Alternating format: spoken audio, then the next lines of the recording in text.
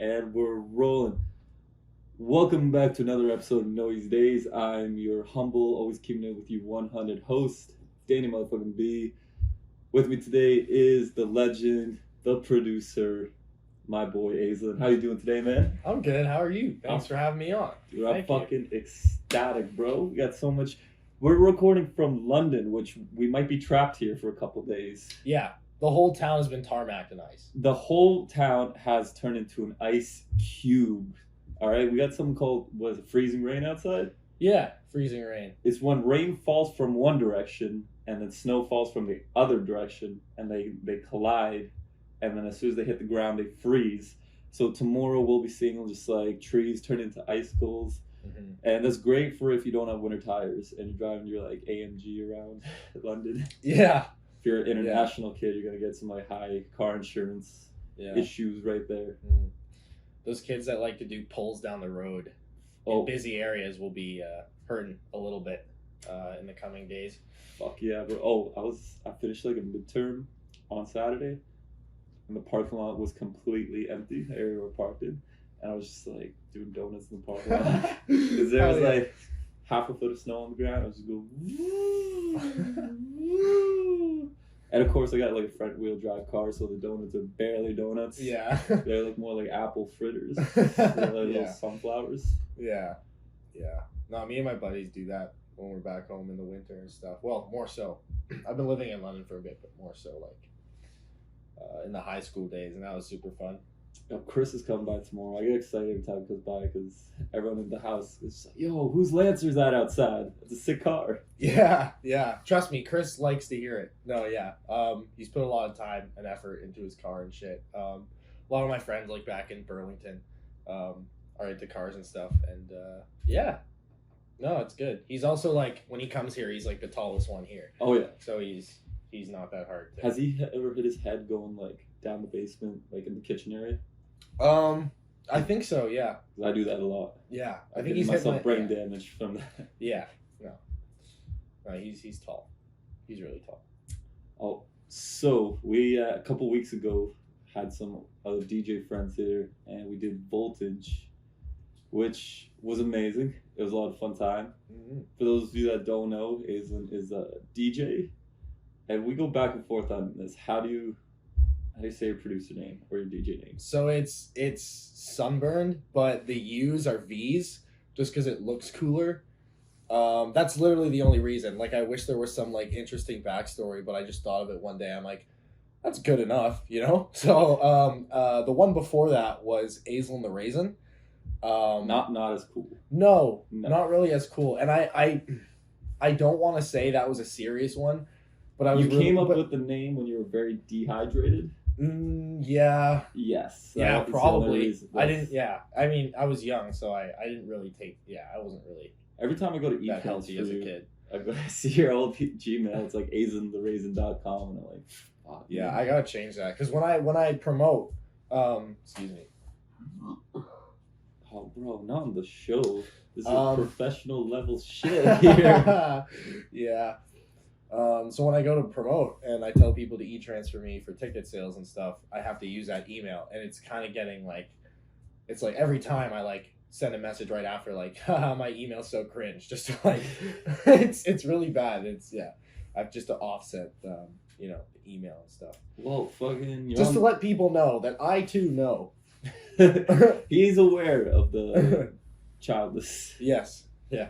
Well, it's the come up, like back in the day, the rappers coming up had to deal with like drive-by shootings at their shows, and you got to deal with like a email. That's not cool. Yeah, man, and you could definitely compare those two, as well. It's the millennial version of drive-by shootings. It's just having like a bad name. Yeah, honestly. Glad you agree. I'm trying to like come up with situations. Well, here was the situation. We went to Voltage, which you want to explain to the audience what Voltage is? Yeah, so basically, so Voltage was a thing that was started before I even knew what it was. You said was a thing. It still is a thing. Oh yes, it still is a thing. You got a show Saturday. Don't forget, bro. Yeah, it still is a thing. So this guy that I know named Christian Chanel started Voltage. And the funny thing was that he was in Delta Upsilon, which is a fraternity here at the University of Western Ontario. And it is all it is also the fraternity I decided to join last year. Now Christian Chanel joined a few years before me. But then when I met all the guys at the frat and like decided to join, I learned that Chanel and the guy that ran Voltage, which was this promotion company that I knew of in London at the time, was part of the same fraternity. So I guess I kind of knew him through there. Christian Chanel kind of saw what I was doing with like production stuff, because I would always post like clips on my Snapchat story and stuff. And you're a good marketer. Well, I mean, I don't because like you're not the best looking guy in the world. Like on a good, you might be a 4 on a good day. Yeah. The lighting really helps. The lighting does really help. And for those as in lack of lighting, like a dark room, like a paper bag dark sort of room. And not like the Walmart ones, because those are a little like transparent, like completely opaque. Like exactly. You just can't. Yeah. If everyone puts a paper bag on their head except you'll be the best looking person in the room. By a margin, small margin, but like small margin. Yeah, for real. Yeah. So then, but wait, let me finish my point, because that's kind of called you ugly. Yeah, dude. I literally, it's fine. I don't care. No, you post like very like funny face pics all day on Instagram and Snap promoting music, and then you promote other artists with that, and just do very cool stuff with like camera angles. Camera angles? You want to call it that? There's like in Kendrick Lamar's Humble video, there's like the view of him riding a bike, but it's like a world view where it's like he looks like he's almost like biking on like a tiny planet. And I saw I use those angles a couple times last year, and thought like, he's the only one doing this. He's the only one doing something different. Yeah. Okay. So basically what Dan is talking about is I use the 0.5 camera dilation on my phone, which makes it like a fisheye, and I put it really close to my forehead. So it looks ridiculous, and you could land a commercial airliner on my forehead, and my eyes are just coming out of it. So it's like, yeah, it's same concept. And you always write like messages on your forehead. No. You're always like, come to Voltage. Or no. Park penis here. No. No? No. No? Okay. No. Maybe. Sometimes. I mean, I don't know. A couple more. Maybe I've forgotten while drinking. A few more of these, and we'll be doing one of us will have Sharpies on her face tomorrow morning. Oh yeah, for sure. So yeah. Anyway, so then so while all that was happening, when Chanel was like discovered me on my story and stuff, and he was like, "I see what you're doing with music." That was when the COVID restrictions were kind of, yes, bad. But once stuff started to open up a little bit more, I know it kind of like went back, and then we're like now like just getting to the point where it's going. But like, there was this little gap where it was fine, and then Chanel very cleverly used the bounce back of that to kind of kickstart Voltage again and get people interested. And then they needed DJs to do shows, and then I did one for them, and then the second one I did for them was like last like 2 weeks ago. It's been good. It's been really exciting to see the growth thus far. And there's some other shit that I can't talk about right now that they're working on, and I'm just really excited to like grow the business. You got some exclusive content here. Exclusive news. Right. No, but yeah, and then now I'm like a resident DJ for them, and then they gave me that opportunity, and I'm extremely grateful. And then I'm just excited to grow the business with everyone and like officially be on the team now, and have input and stuff, and feel like I'm actually contributing more towards it. And you were really good as DJ. Thank you. Yeah. Thank you. Yeah, no, the show went really well. If you're in London, anyone, I urge you to go to one of these events. They're called If You Know, You Know. They're just super sick. It's a good time. They sell out almost every single time, or every single time actually. Not even almost every single time we've had one so far. It's sold out, and the one coming up is sold out as well. I always forget to get my tickets on time. I might here and there get blessed by like, I don't know what the other DJs, but usually I'm like come through the place very last minute, like, hope I get one. Yeah. I got you in last time though. You did. Yeah. No, Manny did. Manny did. Shout out to Manny. Shout out Manny. everyone, or like a lot of people wearing like the black shirts with the, is that his logo? Yeah, the Dells thing. Yeah, that's his logo. That's sick. Yeah. See, that's dope, right? So yeah, Manny is a sick guy. He's also a resident DJ on Voltage and stuff. And yeah, his friends come down for Waterloo. They get a hotel, and then they all have shirts, and they come and support him and shit. It's like really, really great to see. Yeah, but awesome dude. You know, Jack as well. I might as well talk about like everyone. Jack Brand, also known as Hijacked. Also a resident DJ for Voltage. That's Super a pretty sick, fucking good name. super sick dude. Is And it then spelled some weird way? Like it's HIJCKD, KED? I think. CKD. Okay. I could be wrong, or All right. yeah, something like that. Because it's never like a normal spelled DJ name. It's either a straight name or like Rehab is spelled with a 3. Yeah, like Blau spelled with a 3. Dead Mouse. That's. I used to call him Deadmaw 5. I've come across people who still do Yeah. that. And it's like one of like the "oh, you're so cute" moments. It's like you thought it was Dead Mouse 5, lose it. Yeah. I saw him at Block Party. That was an experience. I think I got offered Molly like 84 times. and you denied it 84. I denied it 84 times. That's all we'll say. But yeah, no further comments, questions, Your Honor. No, yeah. Plead the fifth. What is it in Canada? I think it's not plead the fifth. It is the right to shut the fuck up. Yeah, the right to. The Shut police the fuck officer here is like, you have the right to shut the fuck up. Anything Yeah. you say, do, or look at in a weird way will be used against you aggressively in a court of law. Aggressively, yeah, Aggressively in a court of law. yeah. I want to talk about, I don't know if we'll have to cut this part out or not, but you said that Voltage during like the easement days of restrictions was kind of used as like a bounce back. It was, still is, but like kind of one of my favorite ways to like get to a rave or party. Because back in the last year, I don't know if this was during like lockdowns, so it was like extra secretive, or kind of like during easier times, but like none of the clubs could open. If they were open, they were at 50% capacity. Yeah. If they were at 50% capacity, it was like everyone's sitting at the tables, so there was no real place to like go crazy unless you hosted your own party. But with Voltage, you bought the ticket and usually go with a group of people, 3 or 4 Ubers. They take you to a spot, and then from that you wait there. Someone comes, picks you up, and then walks you over to where like the event was. Now the 2 times I went, it was, you know, where somewhere. It was somewhere. Yeah. And it was incredible because they literally took like an abandoned warehouse and turned it into a club where everyone's just like having a good time. And you got to keep it low key because you don't want the cops on you. But No, exactly. But even when they were doing those shows, like it was completely legal. yeah, Like the capacity was completely legal. We only sold as many tickets as we could have inside the venue, but it was still a great time because we had, you know, the 3rd floor on top, then we had the open bar on the 1st floor. So that venue was really some good while it really lasted, hot security guards. hot security guards. They were all guys, if I remember. No, there correctly. was like 1 or 2 girls that were very cute. The one always at the door. I try and like get her number each time. I don't remember any female security guards. She's a cute Asian girl. I think her name was No. J. I have no idea. I do not know, unfortunately.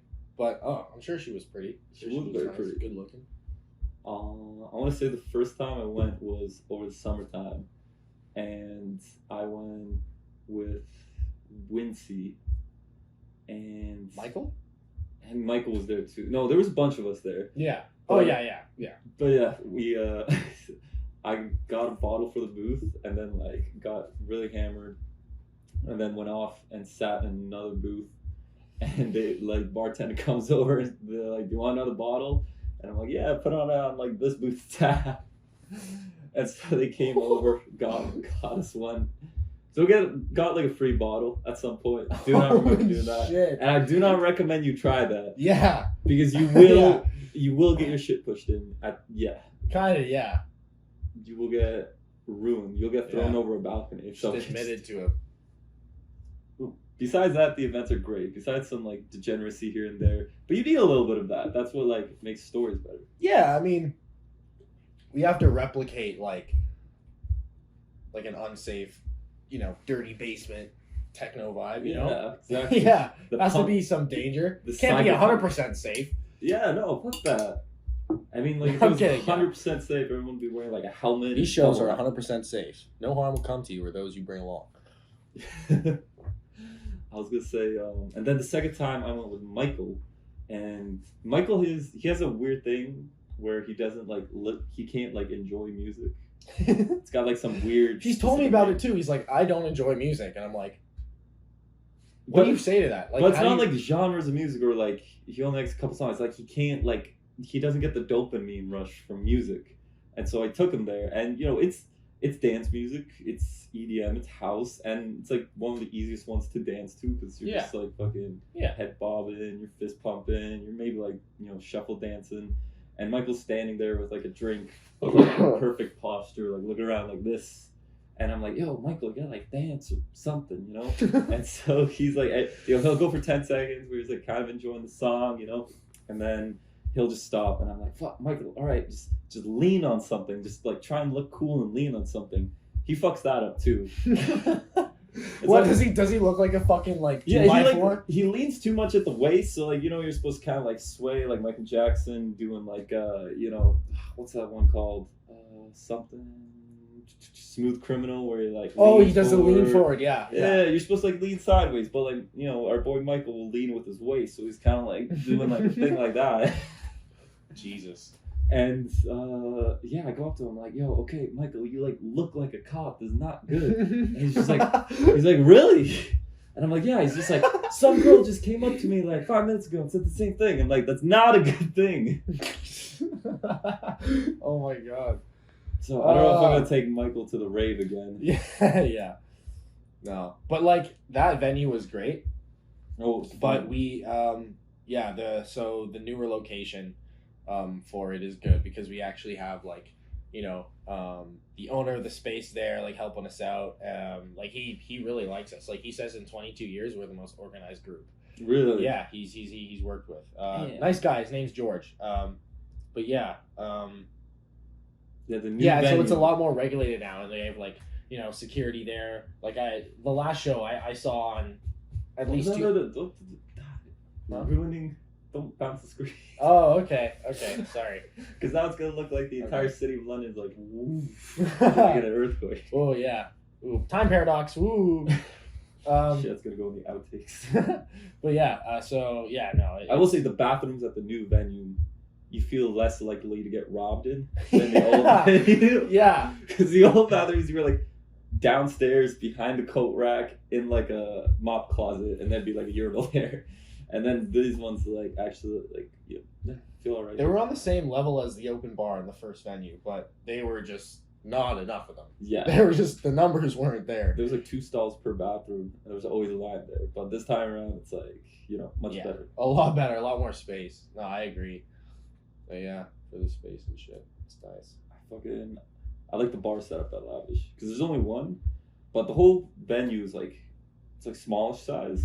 Yeah, it's not even. It's like more long than it is wide. Exactly. It's like more of a rectangle, which is sick. Although they did that thing that like new organizations do. They always do like a little like weird quip. They had like the bowls of candy, which I say fuck it, if you do bowls of candy, do gummy worms. So let the guys know because you could always take like gummy worms, put them in a cup, and then pour like some sort of liquor on them. It's really fucking good. That's a good idea actually. Yeah, I think that was the idea with the last one, but I don't know. Still, it was dope because, one booth you could get had like this. It was like this cake in the shape of a lightning bolt, and Voltage logo was like 3 lightning bolts. Oh shit! And then it was like comprised of like cupcakes and shit. It was sick. Nice. Yeah. And your sets were really fucking good. Everyone's sets was really good. Kevin's as well. Kevin do his Batman thing. By the time Kevin went on stage, I was like far gone, bro.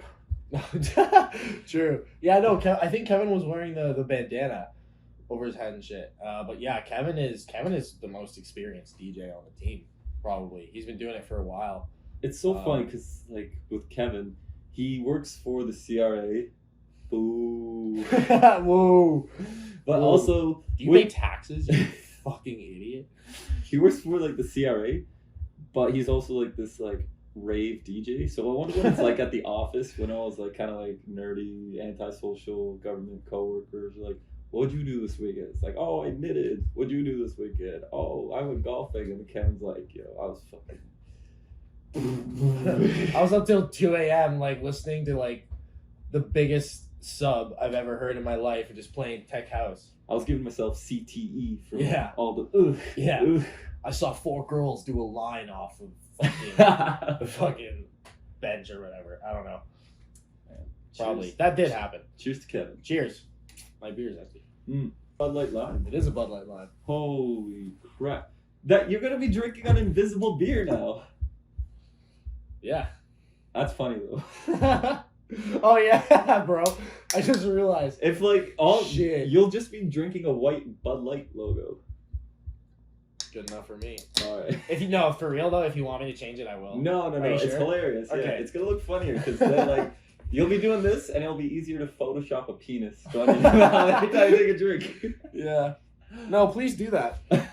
No, it's cool. I need to strengthen my mental fortitude. Alright, cheers for Cheers. real this time. I made a gay joke just now, but during the event when you were up on stage, there was like girls in the bathroom. They was like, "Oh my god, the DJ's so hot. I want to fuck him." And I was like, "Damn, they must be some blind girls." But that's Yeah. Dude, they honestly probably were. No, but like. And I came up to you and I like wrote it on my phone, and you were doing your set. And I came up to you while you were at the booth. I sort of like showed you the thing, and you were like, "You're so in your zone. You're so focused." You just looked at the thing and went. I went, okay. Yeah. I went right back to fucking DJing and shit. But yeah, no, fucking my friend Cassie came up to me while I was DJing too and like showed me on her phone. Or like no, I think she messaged me. And also my good friend Alex, which is Kevin's girlfriend, messaged me on Facebook as well. But like I was like DJing. We're name dropping so much in this episode. No, but yeah, but not about. It's not like they fucking defrauded the government. No, we're not doxing. Like I don't know. Yeah, we're not doxing. But yeah, what was I talking about? We're talking about. But yeah, no. When they came up and told me that, I was like, I don't know what to do with this information. Like I don't even know because like fuck. For the little taste of the fame. Yeah, I mean, I guess, but like. Yeah, oh, you gotta have fun. It was like in the back of my head, I was like, nice. But then I just went to like chill with everyone. Because there were so many people there that I knew. There was like DU alumni. That was like super sick to see them there. He knows. You said you were gonna open in the summertime for some artists that performed at Coachella, and you're doing that. No. No, yeah. Well, that's not confirmed yet. I'm not going to say who the artist is or the show yet, because like obviously I'm not going to announce something that I have no idea if I'm a part of yet. Well, at least in the DJ capacity. So it's Voltage Entertainment collaborating with NEC. The show's already been announced, so if you want to go to Voltage Entertainment, that's the Instagram handle. The E in Voltage merges with the E in Entertainment at the end, so there's one E in between those, and then NEC Events on Instagram. But yeah, hopefully. I mean, if I can get that slot, that would be huge because I make. Excuse you. I'm so sorry. I make dubstep. That's my thing. Like, I want to be a dubstep artist and a dubstep DJ. So to be able to actually play some of my unreleased stuff out live would be dope. Like, not that I don't love doing like the house stuff and all the other stuff, but it's just harder to merge that type of aggression into. You know, that type of music when you're playing it at a venue. Like the switch up is going to throw people off. Like people that are into house won't necessarily like dubstep. But it's usually not vice versa. I don't know. It's probably too early for this, but I feel like European countries appreciate sort of like EDM, house, dance music more than North American places. I mean, I don't know. I don't have the knowledge to speak on the cultural significance of that across the globe. Well, because they don't really have rap in Europe. Like hip hop's not as big of a thing there as it is here. Well, I don't know about that because I have a friend when I went to visit family in Amsterdam, or sorry, not Amsterdam, but I visited Amsterdam while I was there, but they live in a different city in the Netherlands. And So when I went to visit them there, where they live, I have this old family friend.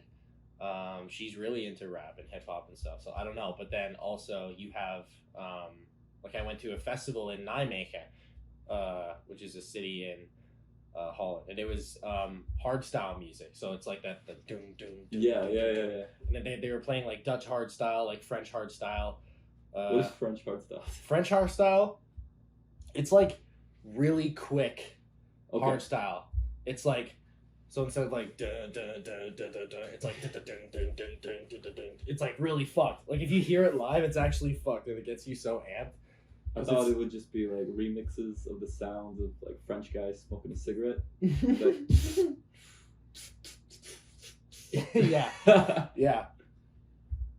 Yeah.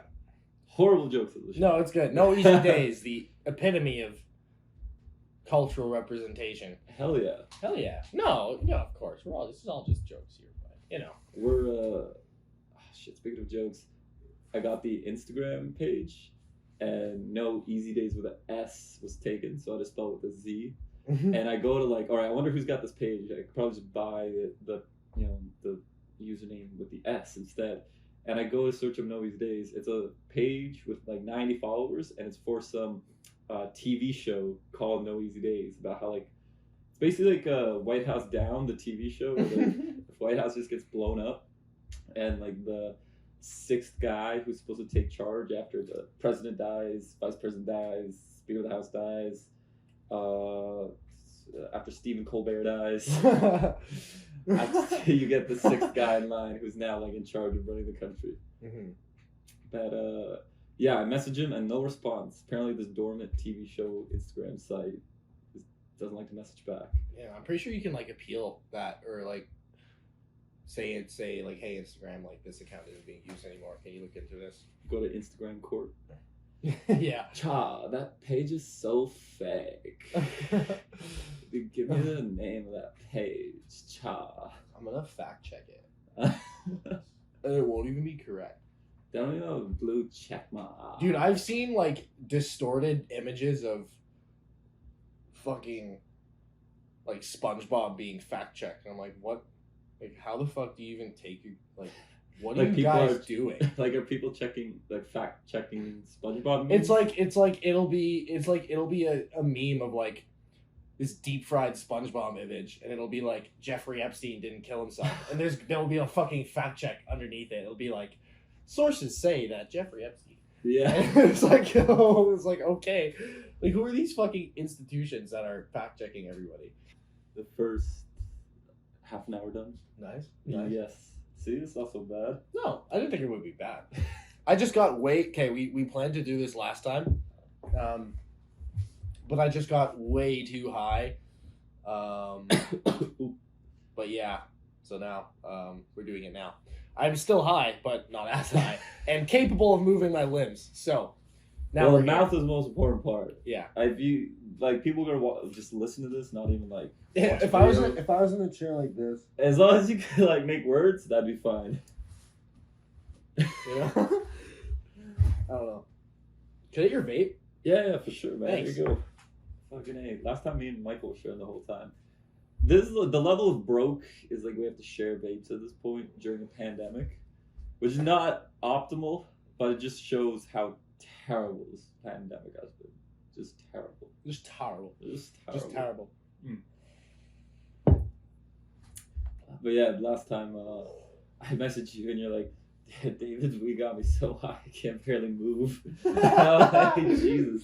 It's like, bro, I can't move, and you texted me. You're like, oh, okay, okay, man, we'll do it another day. No, I messaged you first, like, because I also was like, I had a brain fart when I read that message. I thought like your producer came over, gave you some weed, and you were like hanging out with them, and I'm like, yo, can I come by too? Like with producers and stuff. No, oh yeah, so that no, I just had a phone call with this dude, and like, what do you mean my producer? I don't have a ghost producer. I make my own shit, and I can prove it. No, not like not music producer, but like I don't know, business manager sort of thing. Yeah, I don't have a manager yet. Do you want one? I got a good guy. Oh shit. Maybe down the line. I'm definitely not at that point yet, and like I'm really happy with the progression I've made thus far, and the opportunities I've been given, but not quite at that point yet where I can pay someone else's salary. Yeah, you're managing yourself right now. Yeah, yeah. It should be fine. And I've done it for the last like 6 years, kind of. I wouldn't even say maybe like 3 or 4, because I've been like serious about the music for like 3 or 4 years. There's a lot of like technical aspects that are. It's like you have to like really put in the work and really put in the time when you're learning this stuff. And I've seen your craft grow, because it's like known each other for 4 years now, 4 or 5 years. I think so. And you've grown up a lot. In like good and bad ways. Yeah. I've always been a little bit of like a troublemaker here and there. I remember one time in second year we were going out to the club, and you used to go out more, but because of things going on now, it's hard to go out. But I remember you'd be down to pay like when you were 18, we'd go to the clubs, you pay the bouncer like the $20 to get in. I did, yeah, because fuck, that's what sucked about having a late birthday. Because that was at Prohibition when it was still called Prohibition. After that, it was called Fifth Avenue, and yes. then now it's known as Lost Love. Yes, Lost Love like is very like chic, bougie, and it's very like Instagrammy. Yes, Yes, it's gram-worthy. It's a gram-worthy place. Gram-worthy place. The people there are god awful trash. I haven't been enough to make that. They still let a lot of high school kids in there. True, but it's a very nice atmosphere. Before they did the renovation, though, Prohibition was like, you'd like go there to hopefully not get stabbed. Yeah, hopefully not get robbed. Have a good night. Hopefully not. Like the fun thing I did where like I took someone's. That could be said about anywhere. That could be said about anywhere, but like every morning. I hear sirens. Every evening I hear sirens. I was like, fucking okay, let's see what the temperature is outside one day. I open the window. 1 second after I open the window, I just hear a siren start. And I'm like, okay. And then I just fucking close the window. And it's like, fuck, I'm just gonna go. Especially on weekend nights. If you can go like 15 minutes without hearing a siren from where around we live, it's always an ambulance. Like, if you go 15 minutes without hearing a siren, it's like seeing the face of God. Yeah. Like I feel like I'm in Chicago. Yes. No, you feel like you're in a zombie apocalypse. I feel like I'm in Chicago and I'm banging on Lori Lightfoot's door. Yes. And I'm like, please save me. And she's like, haha, fuck you.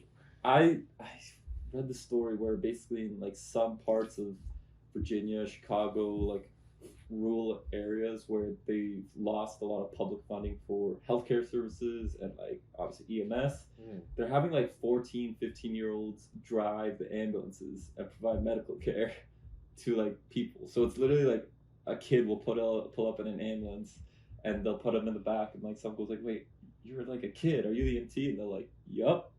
Damn. Well, I believe it's fully, like a 15-year-old is fully capable of being taught to drive responsibly.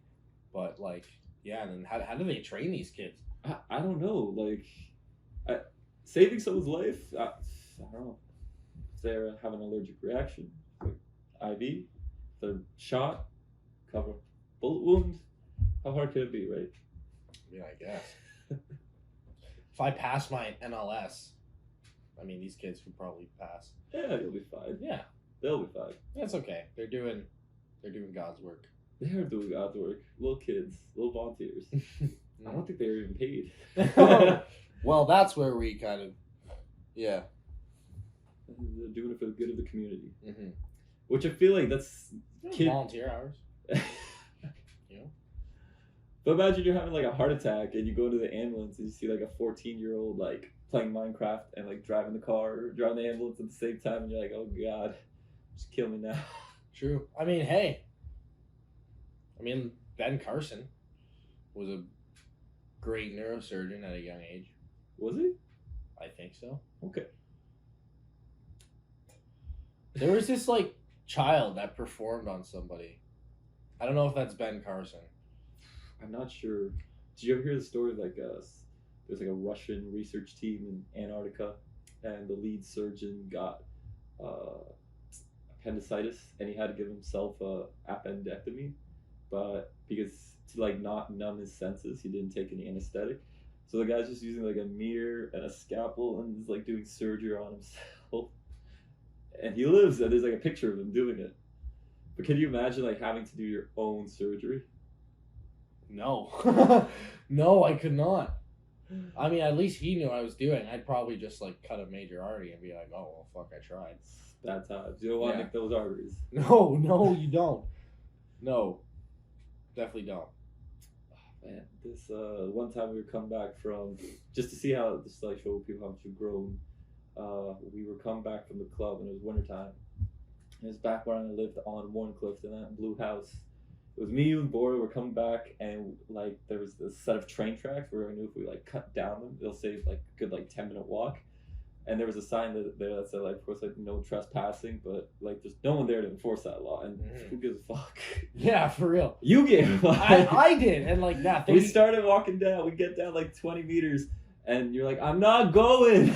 And me and Borna keep walking. I turn around, I'm screaming at you, "Aislin, fuck, come on!" And you're like, "No." And eventually you come back, and I'm like, "See, it's not that bad." Like.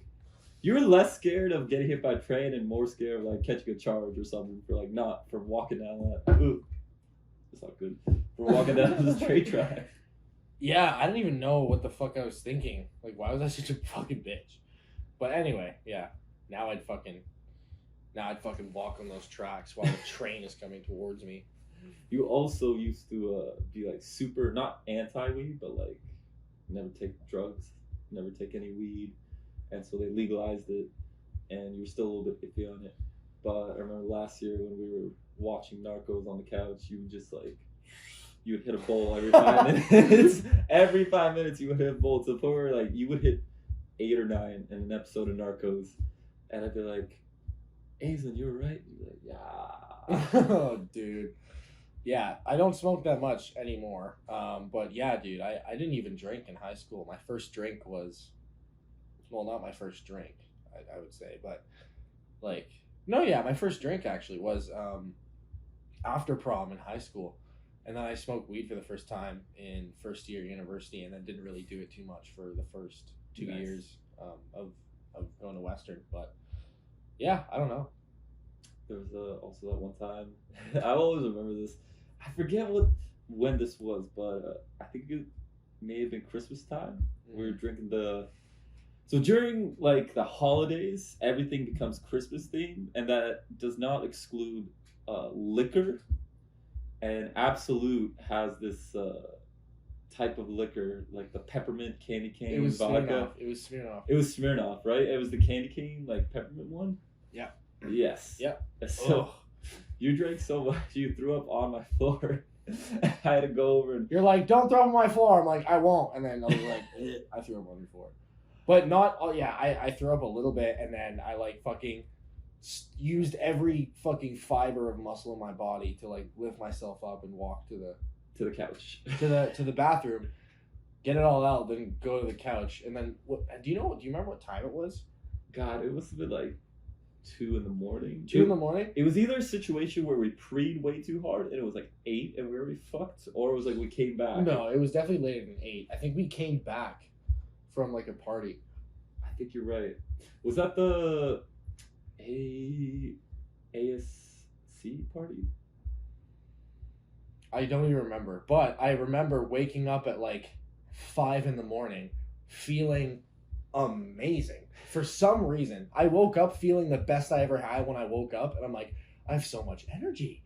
I'm like, oh, I just love life right now. I'm so relaxed. I love this. When I walked to McDonald's like really early in the morning, just get like fucking couple breakfast burritos, and then just it was a good time. Go home, and then it's like, man, now that I look back on it, I think it was the it's either ASA or ASC, but it's like African Student Association party, and we went there with Tariq, not this Tariq, different Tariq. Yeah, remember? Yeah. It's like me, you. Yeah, I remember. That party was really fun. We were there with Audrey. Yeah, it was really fun. That party was really. You fun. Were I don't know if you were wearing like the weed costume or the dinosaur costume.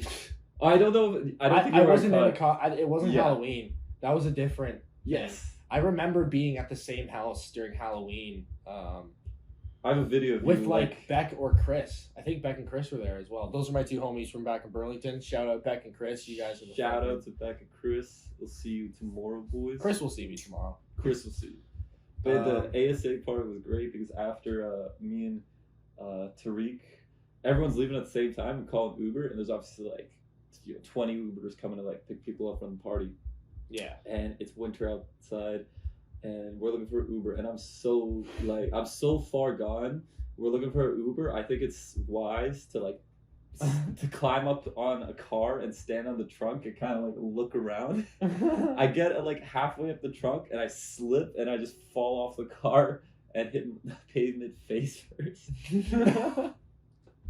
And I was like, Tariq was really cheap. He always like he like knew like whenever I was like that certain level of drunk where I just like I'll pay for anything. Yeah. He's like, Dad, pay for the Uber, and I'm there with like, half knocked out. I'm like, no, you pay for it. It's like, God damn it, Dad, you pay for the Uber.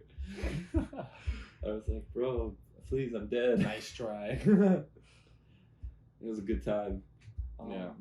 The other one, the Halloween party. We went to a lot of places. There was the one year when we went with Borna. We went to like the football party. We went to like a res party.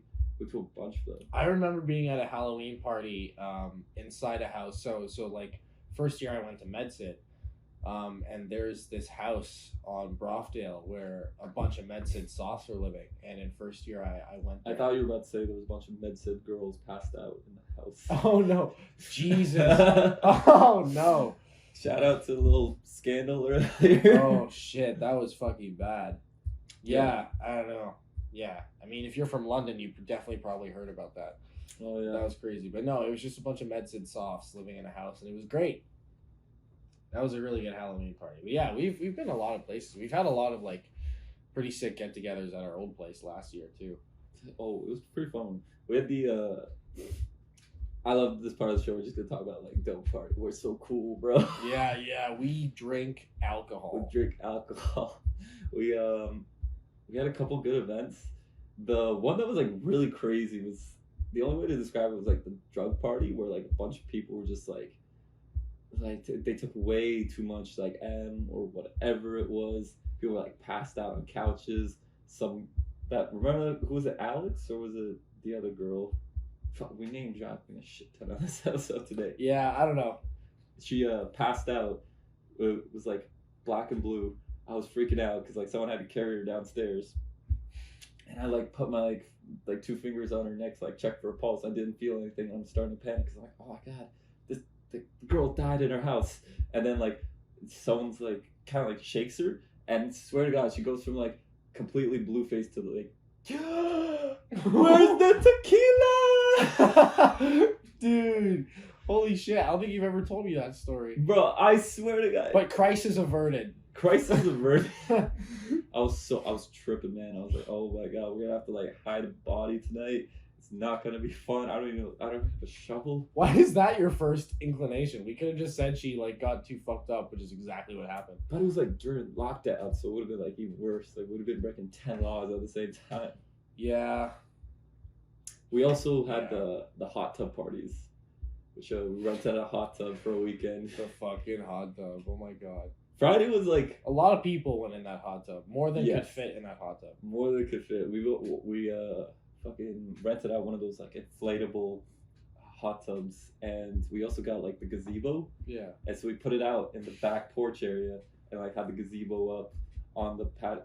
We should have had like the hot tub inside the gazebo, but like me and Max were checking out how much like weight the porch could hold, and we're like, if like a 4,000-pound hot tub goes like here, and then like we have 20 people, and then all this stuff, and like the porch collapses, I feel like we're gonna lose like the foundation of the house because one of those porches that were built into the concrete. Yeah. And I was so worried like we're gonna lose like an entire wall if we like break this shit. Oh fuck. But the Friday night was fun because we also got like Bandito, we just got cheap champagne. Ah, yeah, I remember that. So we're like hot tub, bunch of cute girls, the champagne. And then I think I like Max. I always get like nervous, like kind of like social anxiety at parties. So Max is like, oh, here, like take a quarter of a Xanax, and I took like a quarter of a Xanax, and I think I had 1 or 2 beers. Now, if you know anything about pharmacology, I think it's the lorazepam, or the active ingredient in Xanax, mixes with the alcohol in said beer, and the chemical reaction that occurs, basically, the Xanax makes the alcohol twice as strong, and then the alcohol makes the Xanax twice as strong. So it's like, you get blackout to the power of 4. And I think it was like half an hour after that, I just remember like being in the hot tub and just like flashes of memory. Apparently, I like after the hot tub, I put my bathrobe on. I was like walking through the party with the bathrobe, and I like went to go grab like the last bottle of champagne, and like popped it, started waving around. Yeah. And Max, my God. I was just pouring it on Max. Yeah. He got so pissed. He got angry. He's like, "Yo, Dan." And he's like, "I will fight you." I'm like, dude, I understand. That was like, fuck. That was hilarious, though. You were like, woo, spraying everywhere, and you literally just put it over Max, and you were like, he looks at you like, bro. I become like the happiest piece of shit when I'm that drunk. I'm like, what are you gonna do about it? What are you gonna do about it? And I'll tell you what, Max would like kick you in the face. Yeah. Yeah. Man, I miss Max. I do miss Max. I heard he was still in Bermuda. I thought he was in Toronto. Or, yeah. Fucking... I don't know. Get him over for the next little event we throw. We'll have a nice little reunion. Yeah, I hopefully. Come back, Max. We'll get Brent down here to take away the dining room table in a fit of rage. And, yeah. Yeah. What other crazy stories we got? There's like the New Year's one when I talked about you throwing up on the floor. Yeah, that was yeah. We were preying at, I don't know whose place was it, but it was like me, you may have been there, me, Borna, Zark, Shfali, a couple other people, and I think it was like Sarah, red hair Sarah's place, and me and Borna get like really, really drunk, and I go to the bathroom and run and like throw up in the toilet. Yeah. And it's like bright red because we drink like vodka and Kool-Aid or something like that. Mm-hmm. And then Borna, and I'm like laying down on the ground because it's like nice and cold. I'm like, I just need to recover for a minute. Yeah. Give me 1 minute and I'll be back out there. But right now the devil has taken my soul. He won't give it back. And so Borna, he walks into the bathroom after me. He looks at me and then I like look at him and he looks like he's about to throw up, and that makes me want to throw up. I go back to the toilet, he goes back to the sink, and we like in harmony just like vomit in our respective locations. Nice. And I look over at Borna and he looks over at me, I'm like, this is a low point. Oh, good times. Good times. Good times. I kind of miss when we were all in like the same area, before everyone went to university and stuff. Yeah. That's when everyone started to like grow apart and shit, because I don't really talk to a lot of the people from back home that I used to, and at least in terms of like people that went to my high school. Yeah, I feel that. Yeah, no. I mean, I still have them on social media and stuff, but yeah, I don't know. I've just kind of like found more of what I want here in London. Great music scene, like so many musicians, so many talented people, and yeah, I feel like it's like a hidden gem. Yeah, Loud Luxury came out of here. Yeah, man. I took some of the same classes that they did, and I had a professor in one of my classes that taught them, and they were like, yeah, they were never in class, and that type of thing. I'm like, yeah, that kind of sounds like me, because like, yeah, I mean, I took this year off, and I don't know if I'm going back part-time and stuff. I just want to like push the music stuff as much as I can. Well, you always gotta have like, it's always okay if you're working on something on the side, but if you need a job, bring that money, like. You gotta have a job in 9 to 5, and then you hop on DJ from whatever 5:30 to 10, 11, 12, whatever it takes to fucking get that shit moving. Yeah. I remember I used to like really follow those posts where it's like wake up at 4 a.m. like eat only this for breakfast and like do this and this and this, but like no, I used to be like that, and I used to punish myself a lot for not following that sort of fucking horrible fucking harsh ass routine. I've just gotten more comfortable with like, you know, when I'm feeling inspiration, just like make music and stuff, or just like every day I sit down, just and work on something and do something, no matter what it is. But yeah, I've just been more comfortable, you know, giving myself breaks and stuff, and then I think that's opened up a lot of more motivation. That's motivated me a lot more. Yeah. To, like, keep practicing and shit. And I noticed more like discipline in your routine. Like you started to wake up before me. Yeah. But because by the way, we're actually roommates, or I don't know, apartment mates, housemates. Yeah. If I'm ever doing an episode and you hear like in the background, because I'm a lazy piece of shit when it comes to editing. Yeah. It's this guy practicing for a set. And you started waking up before me. It's usually me who's like up at 5, 6 o'clock, like go to the gym, go jogging, do a workout, fucking do something. The last few nights, I hear you go take your morning shit, and then the smell really gets me out of bed. Yeah. So I thank you for that. No worries. No worries. I'm here to help. Fuck yeah. Here to help. Yeah. What other crazy moments did we have last year? Because I feel like, because we're in like a bigger place now, where like our other roommates will like throw events and shit like that. Mm-hmm. But last year was always us doing all the work, like cover up the windows, inviting all the people, and there was always like a theme to our parties. And one of them was like we call it the fancy theme, which this part we might cut out too, because I had a lot of our like close friends involved. Yeah, I definitely stirred some shit. But basically, like, did like the fancy theme party where like everyone dresses up really nice, and I think it was like half the people or something dressed up decently. Yeah, everyone else who like came from like Burlington or somewhere was wearing a hoodie. But I got like altogether like 6 or 7 bottles of wine for the party, and I swear to God, there was a moment where like I was like looking around and I looked at you remember the weird long hexagon table we had? Yeah. It ended up in the backyard for the rest of the year. Hell yeah. There was like 6 bottles of wine on that table that were like full, and it felt like I turned away for a second and looked back and they were all gone. Like completely empty, and I was like, "Oh God, what have I done?" Because there was only like 15, 16 of us. It wasn't like a really mass party, but it had like the drama and energy of one. Because we had like 2 or 3 couples like broke up that night. People screaming at each other, and at some point, like in the moment, I was like, "It's nice." Chaos. That I remember that night. Usually in those situations, I'd be like stressed, but I was more so just pissed because I was having a good time. Yes. And then fights started breaking out. I'm like, you better get the fuck out of this house. Yes. Like, do not start a fight in here. Like, go outside. And then they did, and then they started screaming. Scream at the sky. Yeah. Dude, oh my God. Well, hopefully we don't run into many of those events. Hopefully we're not the instigators of many of those events. You do always like seeing a little bit of drama in life. Kind of makes things more. Yeah. Makes things more fun. I don't like drama, but it's like when I'm in it, it's like comfortable knowing that I didn't do anything wrong and I'm just on the outside looking in. Yes. Like, cause like I never get myself into drama. Like it just doesn't happen. I don't know. You're gonna want to have to use that as like a marketing technique. Yeah. When you get big enough, you're gonna like call out luxury, like, "You guys suck." No. Get into like a fight with them. Oh God, no. I'm not gonna be that motherfucker. You like convince everyone they have a ghost producer, start like a weird like Meek Mill, Drake beef. Start a fucking false rumor. Yeah. And just catches wind. Well, false rumors a rumor. I gotta say false rumor. Oh, true. Yeah, there you go. Get smarter. Get smart. I'm smarter.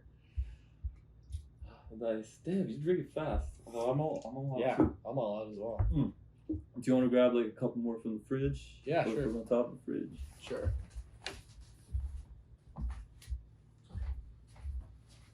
Are they in here? They should be on top of the fridge in the paper bag. Oh yeah.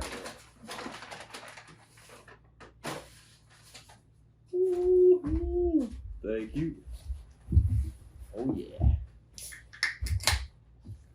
Yeah, we are stacking rounds. We are stacking it up. Yeah, it's good. It's there is 5, folks. Cheers, buddy. There's 5 cans of beer, but you probably won't be able to see one. You can hear it. You probably see it now. Whoever's listening to that on with headphones, just like whoa, jumped out of fucking. Like they hit the mic with a crowbar. What the fuck? Just give them tinnitus instantaneously. Oh damn! But yeah, Voltage. There's a bet going on Saturday. By the time I post this episode, I don't know if I can get it done tomorrow. Maybe people will listen to it and hit you up for tickets. If not, then there's one on the 19th, and then what's the next one? I can't say at the moment. All I can say is that there are more coming. Okay. So next month will not be completely void. Okay. But yeah, no, it's a good time. So for this show, I am pretty much completely out of tickets because I have a cap. But the good thing is that apparently capacity restrictions are going to be lifted, as well as passports and stuff. I think by March 1st or March 5th. March 1st, I think so. Hopefully. So if that happens, I can of course sell more tickets, and we can get more people out to these things. But yeah, I mean the last one sold out, and then this one is sold out. So I'm just really happy that is happening. And it's still a decent turnout, still a decent amount of people. Like, what did you think when you went to the last one? No, it was really good. Yeah, there was definitely felt like what was that, 100 people there? 120. 120. Okay. Yeah. Yeah, it definitely felt like that at some points during the night. But yeah, if we can expand capacity, if that place can fit 240, like why not? The worst. Like, there's nothing worse than a mosh pit with only like 3 or 4 people. Like, what I mean? Yeah, I mean, yeah, those are still fun. But yeah, they're like, oh my god, dude, mosh pit. Yeah, so I went to Van's Warped Tour, 2018, which was the last year that thing was going on. So it's basically this big festival of like bands that come and play, and you just have a good time and stuff. So mosh. That's where I kind of like.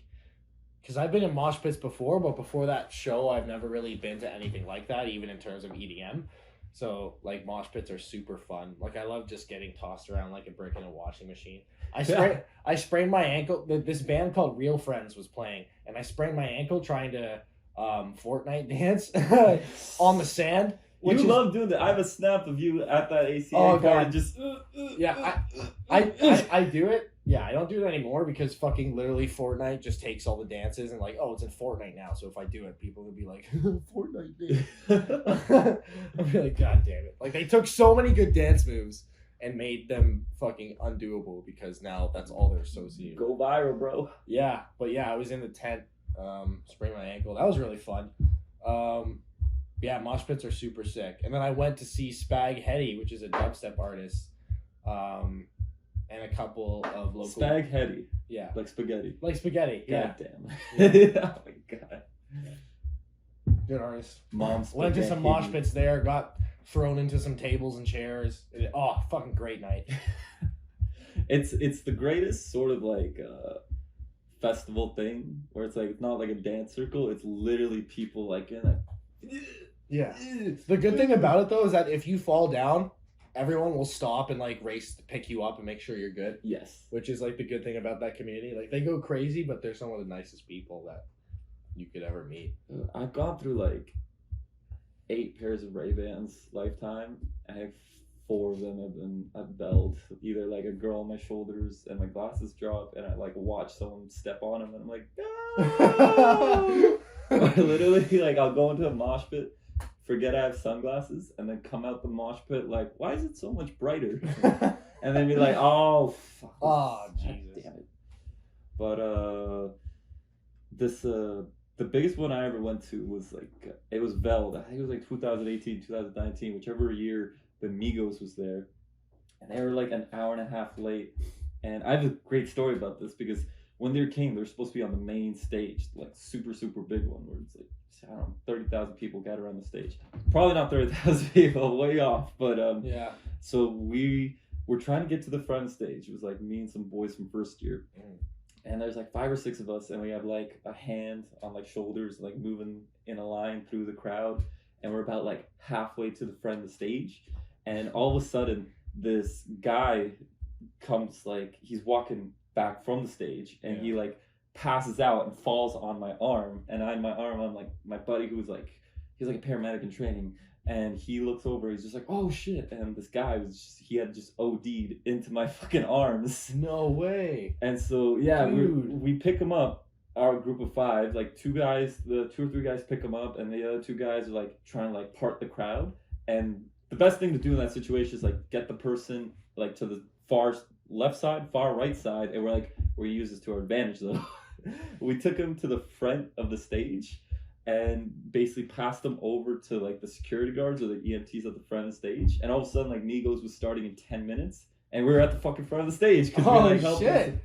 And that worked out. I mean, you got them help, and you're at the front of the fucking stage. It worked out. I see no problem here. Oh, until there's okay. The showtime starts, and up on that big ass screen it says, Migos, half an hour late, moved to Hennessy stage at the other side of the Melbourne Park. No. So we did this good deed, and then we got fucked over at the end. But hopefully that guy's all right. But back to the mosh pit. Migos comes up. They're like an hour late. Everyone's like anxious and stuff. They're playing Dead, where it's like, you know, you beeps in trouble. You beeps in trouble. And I know that song. Ooh, fresh out the bed. Ooh, get out the deads. And literally as the drop happens, there was like a big ass circle. A big ass circle spreads out. It was probably like 20 meters in diameter. And that year I had like torn my meniscus. And so I was basically limping the entire festival. And whenever I went into a mosh pit, I was literally jumping on one leg. And so this big ass mosh pit opens. And I remember like the beat's about to drop. And I look over at my buddy, like the MT.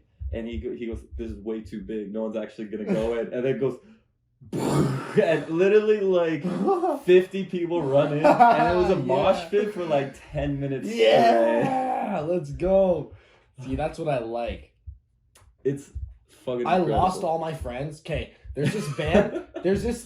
All my friends died in a mosh pit. The last band of the night, Under Oath, fucking nuts. Crazy band. What are they called? Under Oath. Okay.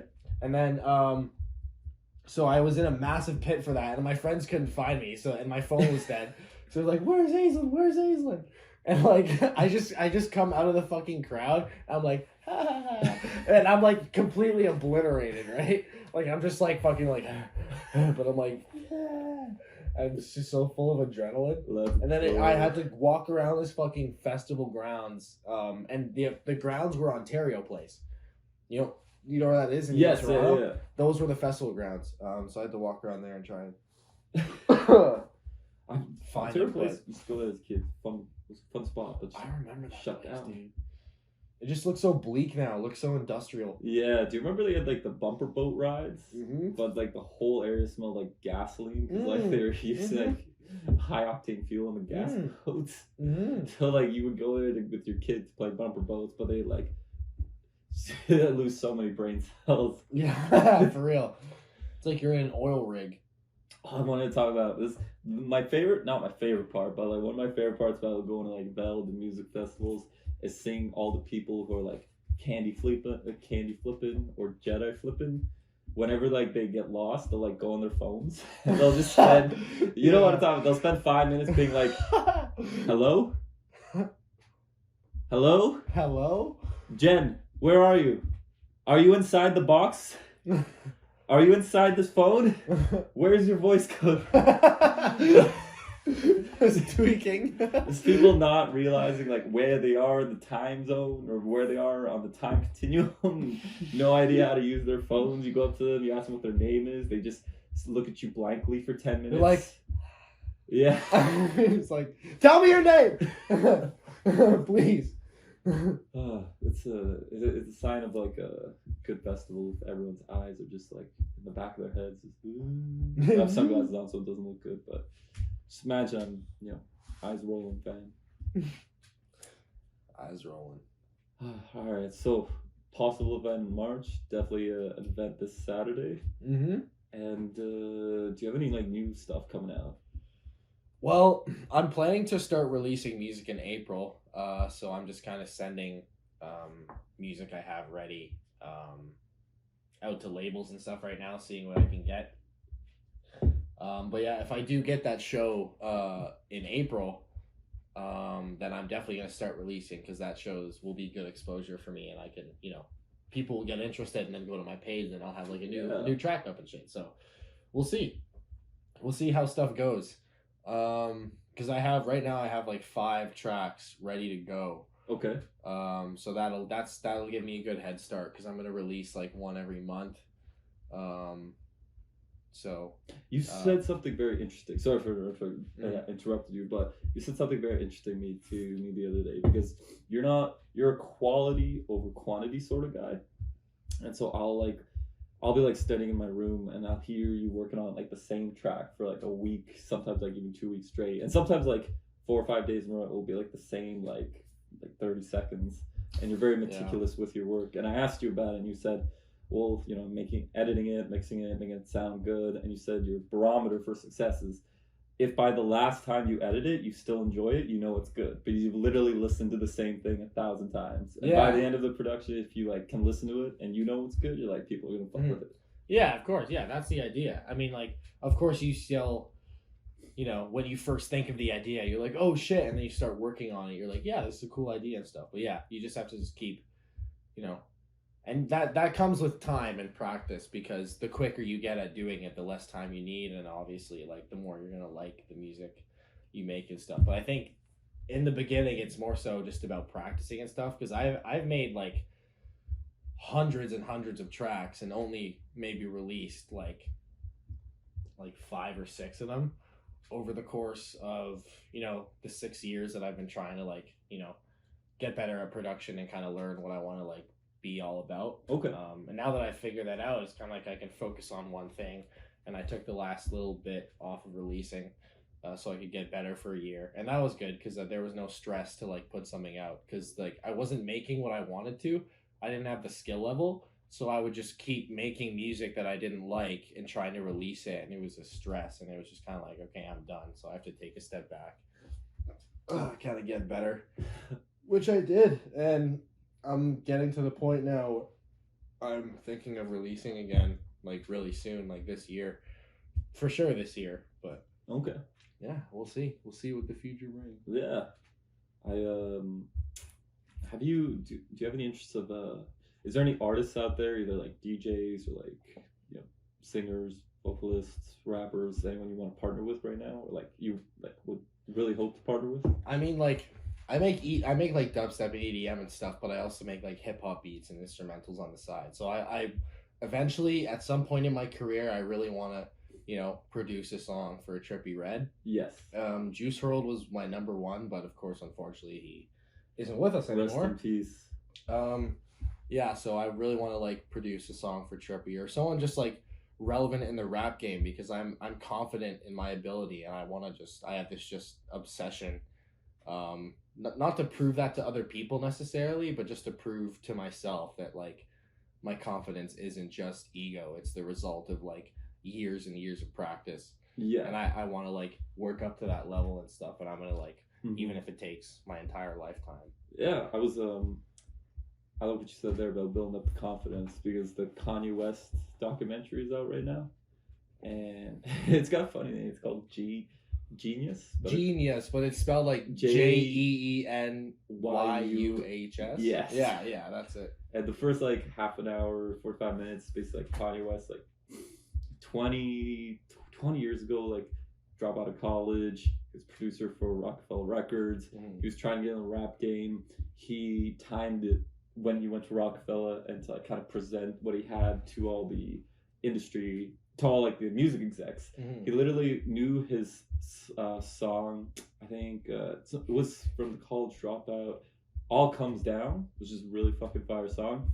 He knew what times it was going to play on the radio, and he goes into the exec's office, and he 3 or 4 different execs, he goes into the office, and they're like, all right, show me what you got. And he goes do you have a radio in here? And he went up to the radio, went press play, and his song was on, and he would sing it and perform it live in front of the music exec. Nice. And they all fucked it with it.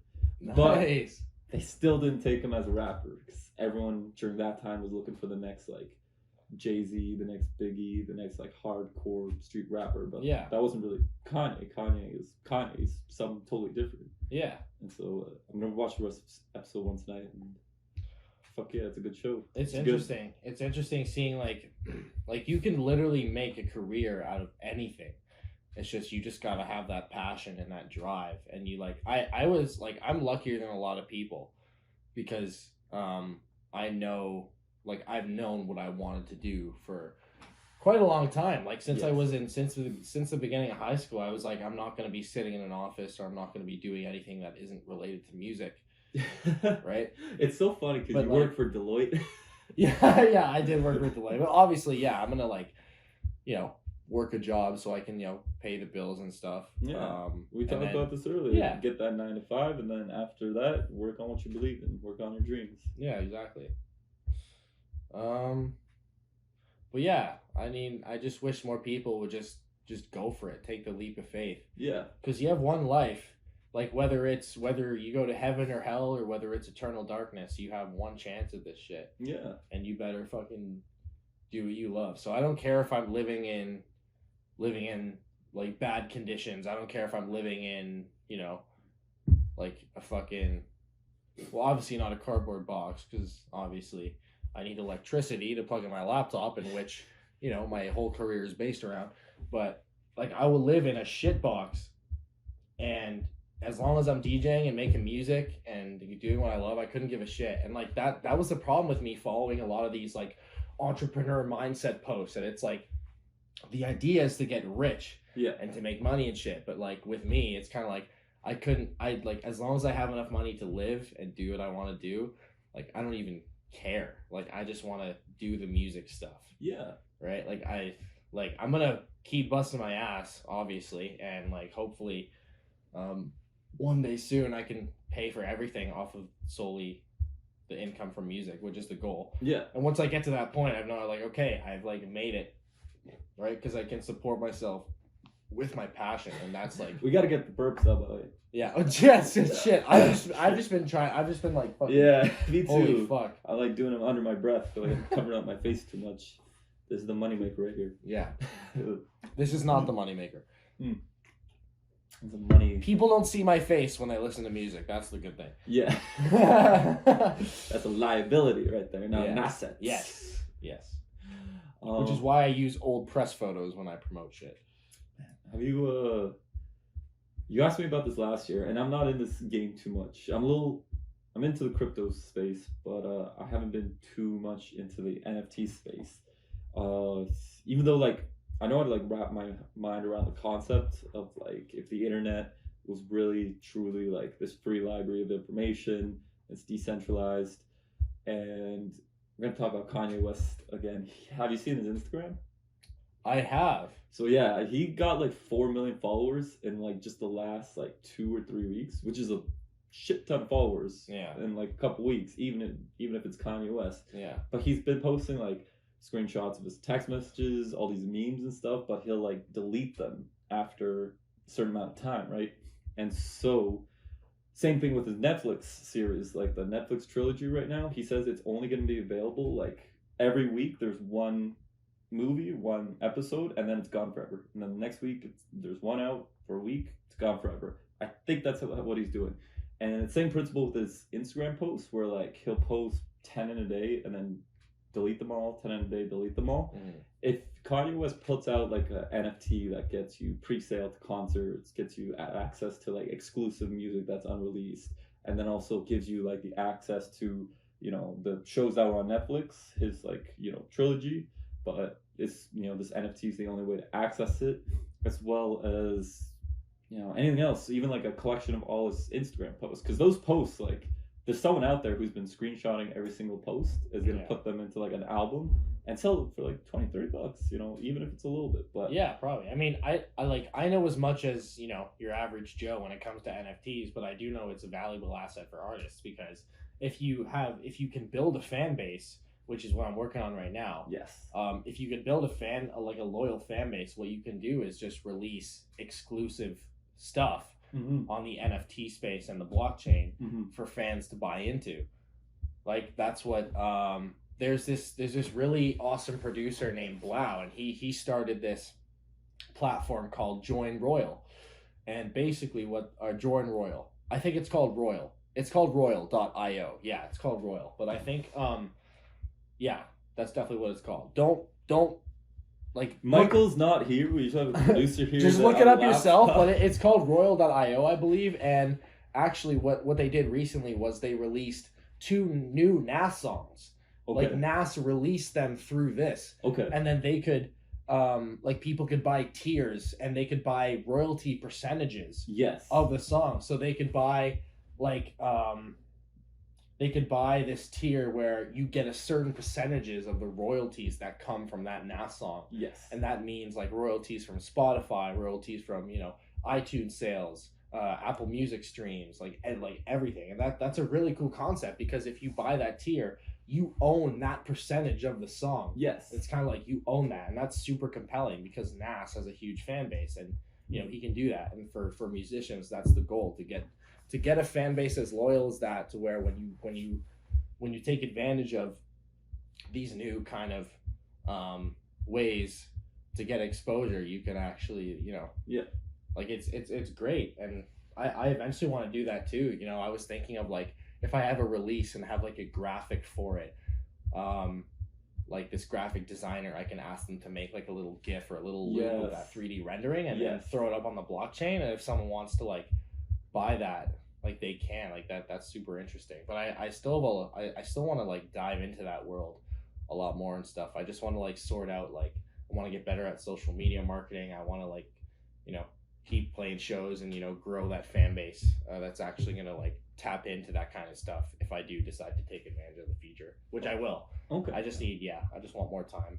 And from like a business side perspective, you've probably heard, just like, you know, you're dealing with business managers, you're dealing with studios, you've probably heard plenty of horror stories, like the music industry really likes to squeeze artists. You know, they put them into like a 16-year ownership deal, which is 16 years is like pretty much the entire career of most artists. You know, if you put an album out every 2 years, they're going to own 8 of your albums before you're allowed to purchase back the royalties. And so from an artist perspective, if you were to put out an album onto an NFT, you could code it in a way where if that album gets purchased by a big company and then resold by a big company, you get like a certain percentage of the new seller's price. So if you sold your album to a company for, you know, $1,000, but all of a sudden blows up and they sell it for $100,000, you could still get 10% of that $100,000, and it would just be coded into the NFT. So it allows artists greater control over their own, like, you know, intellectual property and their own, you know, creations. Well, yeah, in a way, for sure. And then, like, artists get caught up in like 360 deals. Yes. And that basically means, you know, the label takes revenue from every possible kind of income that you'd be having, whether that's merch sales, royalties, you know, ticket sales for shows and stuff. Everything. Yeah, everything. So it's just, I think like being independent is, if you're Vanilla Ice and you got a 360 deal and you're performing Ice Baby at like an 8-year-old's birthday party, Suge Knight is still taking his percentage from that. But yeah, no, like being independent is definitely the way to go for artists right now. Like you have to be your own, you know, manager and promoter or whatever the fuck. Or like if you get to a certain point when you're independent, you can just hire on your own, which is it's a really good feeling. Like you keep all of what you make. And the thing is, if you get a huge loan from a record label, this has been said 1,000 times, you have to pay back that amount of money. Damn, right? Really? To the label. So if you get $1 million loan, and they're like, okay, I'm gonna do this and this with it, and you're like, oh, I'm gonna go spend it on this. Like you have to pay that money back through, you know, record sales and, you know, a whole bunch of other stuff. You know, which the label has resources for you to tap into, but it's like there's this kind of, you know, hold on you that wouldn't be there if you just like, I don't know. Some people like the label route, but I don't know. Well, it made sense, like, you know, a long time ago, where the talent, that's all they were. It was like the artist was the artist, and if you wanted to sell albums, you needed a distributor who would like manufacture all of those CDs, distribute all those CDs to stores, and then you would need like a marketer to, you know, promote your album. And then of course you also need like a business manager and all this stuff, which business managers and agents are still kind of necessary, because if you're like, you know, if you have to be making the calls to venues and you have to make calls to like other artists to try and get work, you know, that could take up a big part of your day, and while you want to be, you know, making your art, while you want to be making your music. So it is important to still have like some people on your team. But you know, nowadays with like the internet, like distribution's not really an issue. With apps like TikTok, marketing isn't really like an issue, and you know, independent artists now having to like do their own marketing distribution, it does take away time from the art, but you end up like getting a big piece of the pie, which you know, God, how many artists have there been who just like they went bankrupt and just couldn't put anything out because they lost all their money? Yeah, for sure. And like you can make music and have one song blow up, but if you don't know how to take advantage of that and kind of, you know, keep that same sort of content going, whether that's on TikTok or like the type of music you make, like if you don't know how to grasp that, then you're just gonna lose your audience and stuff, and you're gonna have to start from square one. So that's the other thing I like about being independent, is that like it forces you to like learn about the industry more and do things yourself. And then that in turn, I mean, you're less likely to get, you know, blindsided and shit. I don't know. You're less likely to be squeezed. Yeah, and it's important to like be confident in your work and know your work, and you know, be headstrong and be like, you know, no, like this is what like my stuff costs, right? At a certain point, like obviously in the beginning of your career, like even me right now, I would do shows for free just because I love the music, and I love DJing and stuff. But like, I don't know, I just still have a lot to learn about the industry and kind of, you know, knowing my work and how to value myself. Because like I don't have a huge, like I've met people in the industry that have like a huge ego, and it's really hard to be around them because they think they're hot shit, and then like you're trying to get involved but they're kind of like not really letting you in, right? But so you just have to kind of like, you shit talking me right now? No. Wait, that didn't even make sense. No, but yeah, I don't know. I look like a music exec right now, you know. Yeah, a little bit. Yeah. Put on a nice pinstripe blazer and away we go. Yeah. Sign some deals, bro. Yeah. You know everything about music business, just nothing about music. It's not about music. Michael will make a great manager. He's like, I literally can't understand music, but I'm in finance, so I'll fucking make you blow up. Yeah. Yeah, for real. Well, I'm definitely excited about the upcoming events you got going on. It'll be a good time. At the last one, there was you had to tell me twice, because there was like I don't know if it was for like design or something, but they put like a chain link fence around. Yeah, it was just like a railing just to keep people like off the speakers and stuff. Yeah, and at music festivals, like people grab the railing, like use it to like headbutt more, and I was doing that. You had to like scream at me twice from across the like. Yeah, I felt bad doing that, but I did that to like 5 other people that night because they were just like ripping it off, like it's not attached to anything and stuff. So I don't know. And the Nigerian bouncer, and there were like, not you, but there were people putting drinks on like the subwoofer, and I'm like, what are you doing? Like, what's the connection in your brain? Liquid, gigantic electronic device.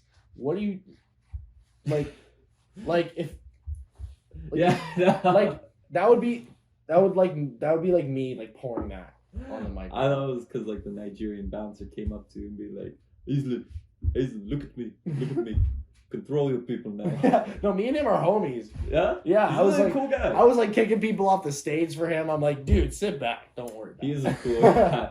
I was like, I don't know what I was waiting for, but I was just like chilling and standing. I like took out my vape and like took like a fat hit. And I looked at him and he looked at me. We're staying like 3 feet apart. Like, and I tried to make conversation. It was like, hey, how you doing? He's like, yo, I'm good, man. But like, you can't do like the vape, man. Not in front of me, man. I'm like, all right, fair enough. Okay, yeah. Yeah, they don't really care too much about that stuff. No, I saw this guy there that was like hurrying into the back, and he had something in his hand, and the owner was following him with the flashlight just pointing at his hand. He's like, I know what you have. And I was just like, he's got it. Oh man, yeah. I like popped a gummy popped a gummy that night, and I don't know what was in it, but it felt good. Oh, good. Oh, I really have to go to the washroom after all those beers. Yeah? Yeah. Oh, yeah. Go ahead. I'll make a time note. Alright, cool. Just gonna break the seal on that.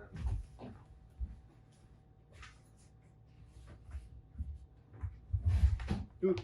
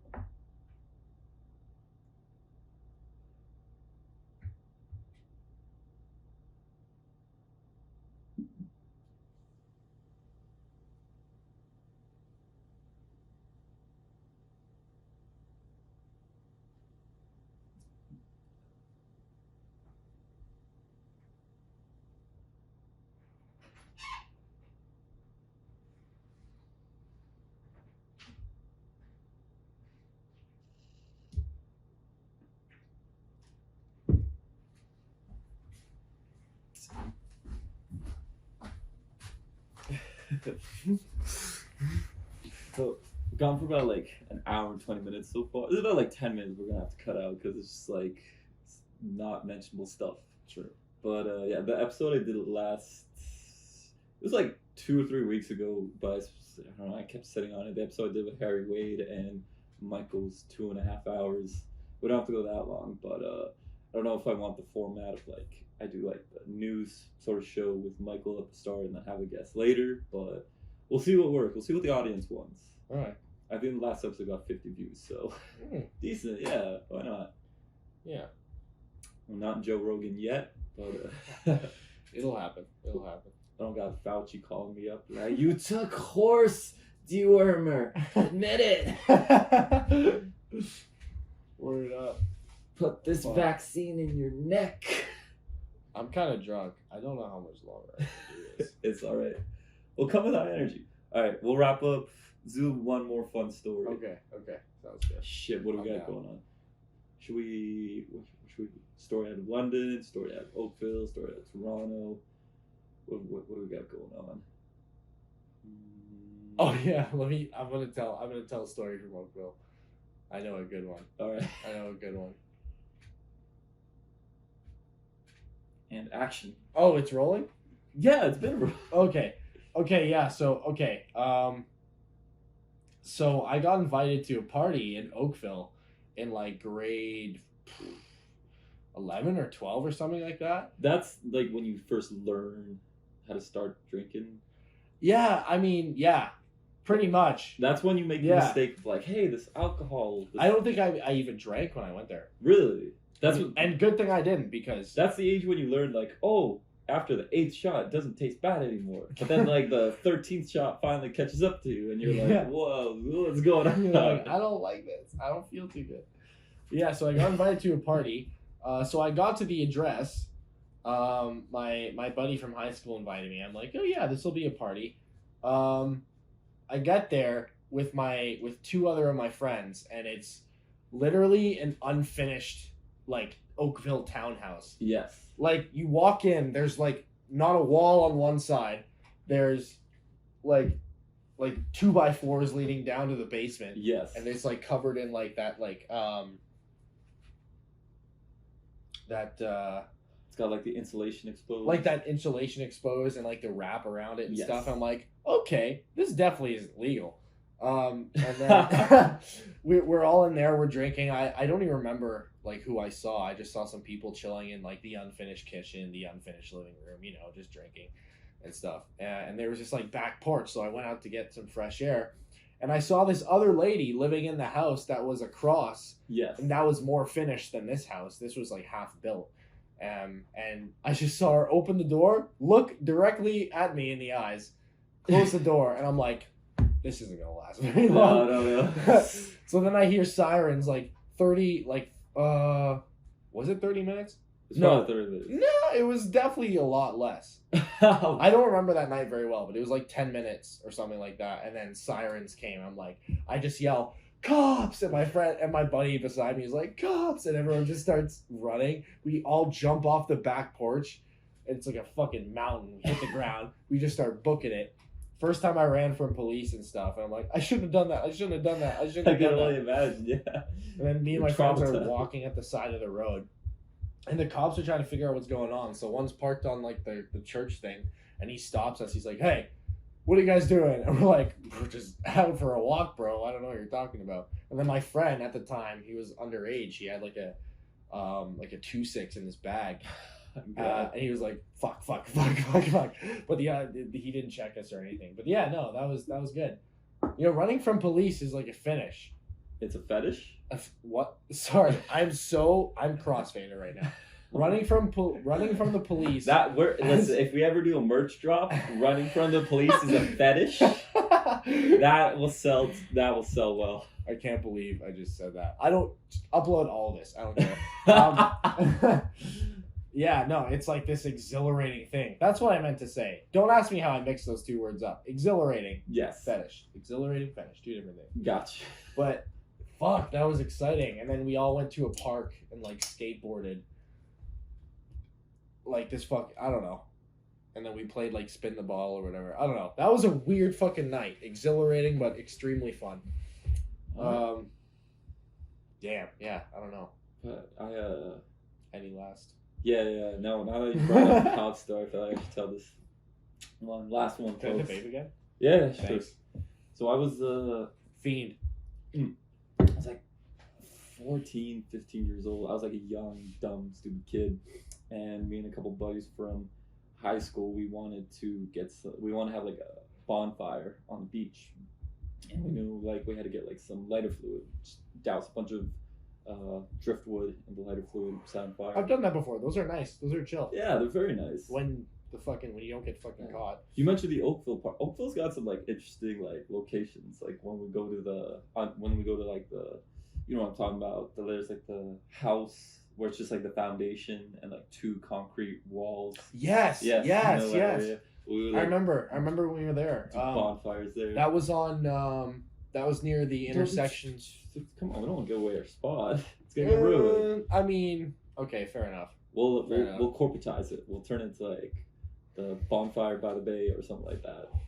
It's not actually by the bay. That's disinformation. There's not a body of water near. So 15, we go to a sale to like grab the lighter fluid, and we saw that there was like airsoft pistols on sale. It was like, you know, 2 for like $16. We're like, yo, this is actually like shit, cool. nice. Yes. Wait, what store? It was sale, and so they had airsoft pistols. Oh shit! Oh, it was like the mountain store. Yes, right, like yes, Mountain yes. Equipment Co-op. I don't know why they would have airsoft pistols at like a hiking store, but you know, we'll just go with it.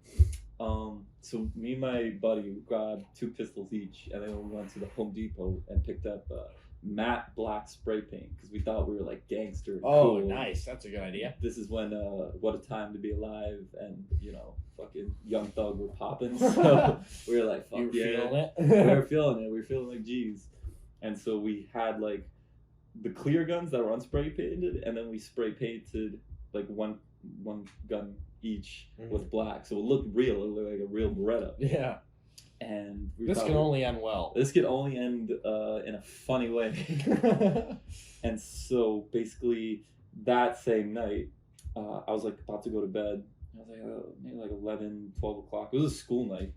I got a call from this girl, and she's like, hey, my parents are out like on a trip, like, you know, I'll like drive, I'll come pick you up in the car, and we just like drive around for a bit. That was like the cool, when you're like young, when you're like 15, 16, you can't go to any bars, like you're like, you look too young to use a fake, like the fun thing to do, especially where we're from, is just get in a car and just drive around the city, you know. Yeah, Just listen to music, just drive around and talk shit.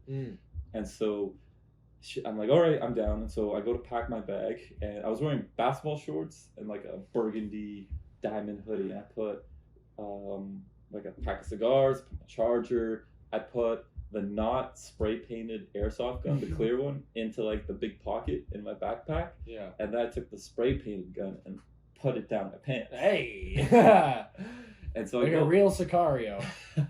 And so I leave my house, I go down the street and start waiting for the girl. Like 15, 20 minutes goes by and she's like, oh, I'm on my way. And then I'm like, all right, whatever. Another 20 minutes goes by. She's like, I'm so sorry, I'm late. I'm coming, I'll be there. And another 20 minutes goes by. So I'm waiting for this girl for an hour at this point. And finally she texts back like, hey, the battery died. I'm trying to get my neighbors to jump the thing, to jump the car. And so I'm like, God damn it. And I'm like, I didn't even like reply back. I was like, I'm just going to like, walk home. I was literally down my street. It was like, 2-minute walk. And so I lit up one of like, I packed a bunch of cigars for some reason. I lit up a cigar. I started like walking like super, super slowly down the street, like suspiciously slowly because like literally from the block where I started walking, I could see my house. I'm like, I'm just going to walk super slowly, like finish the cigar. 15-year-old. Yeah. Super badass. And so I'm walking down the street and all of a sudden this Charger pulls up next to me. And the guy, he rolls down the window and, this is here's me, here's the passenger side, and here's the guy. So I could like just barely see him. I'd like lean down and see the guy. Yeah. And pulls up to me, and the guy rolls down his window. I was like, hey, what's up? Like, hey, how you doing? And I'm like, I'm alright, who are you? And he's just like, do you live around here? And I'm like, yeah, I just live kind of like right over there. He's just like, what are you doing out so late? And I was like right about to kind of like flash the gun, because again, I'm a kid, I'm 15, I'm dumb. I was right about to like flash a spray painted gun and be like, hey buddy, why don't you like keep on moving or whatever. Again, because you're stupid and you're young and you just do dumb shit. Guys' brains mature when they're 25. I was 10 years younger than that. And so I was about to flash it, and right before I flashed it, I'm like, wait, why is there like a computer in this guy's like dashboard? Wait, why is there like a cage in his back seat? And then as soon as I thought that, I hear OPP, stand where you are. And OPP is like Ontario Provincial Police. It's supposed to be the highway police. I don't know what the fuck this guy was doing here. Yeah. But I was like, oh shit. And so the guy, he comes out of his car, he walks up to me, and he's got his hand on his gun, like ready to pull it out. He's just like, hey, what are you doing around here? And I'm like, nothing, I was just smoking a cigar and headed home. He's just like, oh really? This area, you shouldn't be out here at this time. I need to see your ID, blah, blah, blah. And I'm like, I'm not going to show this guy my ID. Like, I know my rights. Yeah. And I see a gray SUV pull up, and the girl I was waiting for, she had a gray SUV, and I thought it was her. And so I'm like, all right, great, she's here. I'm going to punch this cop in the face, book it into her SUV, and we're going to drive. Again, because you're a kid and you're dumb and you think this way. Yeah. But then all of a sudden this SUV like parks diagonally in front of the Charger, and out comes like another cop. And like, of course you got to call backup on a 15-year-old kid when you're a cop. Why not? Yeah. Yeah. Just in case. Just in case. And so the cop walks up to me and they explain to me like, hey, yeah, there have been a lot of car hoppings in this area. Which, if you don't know what car hopping is, basically, if you go to like a very secure, very like safe residential areas, suburban areas, people tend to forget to lock their car doors at night. And car hopping is when like you and a couple friends just break into cars, steal whatever cash is in the glove compartment, maybe take out the radio, and you sell it. And so my area did have a lot of car hoppings because people thought it was safe until cars got robbed. Yeah. And the cops basically said like, oh, if you don't show us your ID, if you don't let us search your bag, we're gonna put you on like a watch list, and we'll like pull you out of school for questioning like at random times. I'm like, fuck, all right, this is gonna be a pain in the ass, but whatever. So I show my ID, and then I give one of the cops my bag, and I'm like, shit. And so he's like going through the bag, and he's searching each pocket one by one. And he finally gets to the pocket with the airsoft gun, and he says like, are you sure there's nothing you want to tell me that's in this bag that I should know about? And he's going to open the big pocket. I'm like, wait. All right, there might be like an airsoft gun in that bag. And he's just like, And he opens up the backpack and he pulls out the clear, not spray painted airsoft gun. He's just like, oh, well, this isn't actually illegal to have, you can walk around this Yeah. without any worries. Meanwhile, the spray paint. And he goes, if it was spray painted or if you was, stuffed down your shorts, then we'd have a problem. And I literally, in this exact tone of voice, I'd be like, yeah, that would be really stupid of me to do. Yo. But that was the closest I've ever come to being tased by cops. Dude, imagine if you pulled it out. Yeah, like when the guy first pulled up, if I was like, yo, keep moving. You might not be here right now. I might not be here. That is crazy. Would have got George Floyded in that moment. Oh, my God. Yeah. Well, someone told me, like, hey, if you post this stuff, you're never going to get a job. And I was like, oh, that's okay. Yeah, sure. Hey, you're being creatively expressive. Fuck yeah, man. We're having fun out here. We are. You don't want to be stuck in an office. You want to be here discussing news, putting people on, doing dumb shit. Exactly. Not feeling bad talking about it. Exactly. But, I'm glad you could make the trip today. Thank you. It takes all about 10 seconds for me to walk to your rooms over here. Yeah, I almost didn't make my flight. Fair enough. But it's fine. That TSA pulled you over because of that goatee. Yeah. Yeah. Yeah, they held the flight because I had to go through so many checkpoints.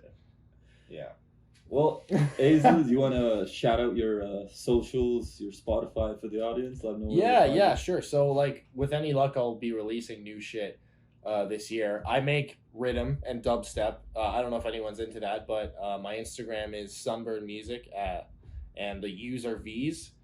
Spotify, SoundCloud is all Sunburn. But yeah, so if you want to check that out, or SVNBVRNED. Yeah, that's correct. Okay. Yeah, for sure. And then yeah, check that out. Stay tuned. I'll be posting more previews and shit of music that I finish, because I'm actually starting to get confident with that now. So yeah, once I start releasing, it'll be good. So yeah, just stay tuned for that. Thanks for having me on. No worries, man. Yeah. Listen, there's protests going on right now. Like, I feel like, because we're in school, because we got like a bunch of shit going on. If we can do like good deeds, we'll try it. But our form of protesting is like having a party, Yeah. The world is a terrible, horrifying, dumb cop-filled place. Just kidding. I love the police. Yeah. No, yeah, I support the police. It's filled with a lot of dumb people. Yes. Don't ruin my outro, man. The world is a terrible place. But remember, there's no easy days. Signing off.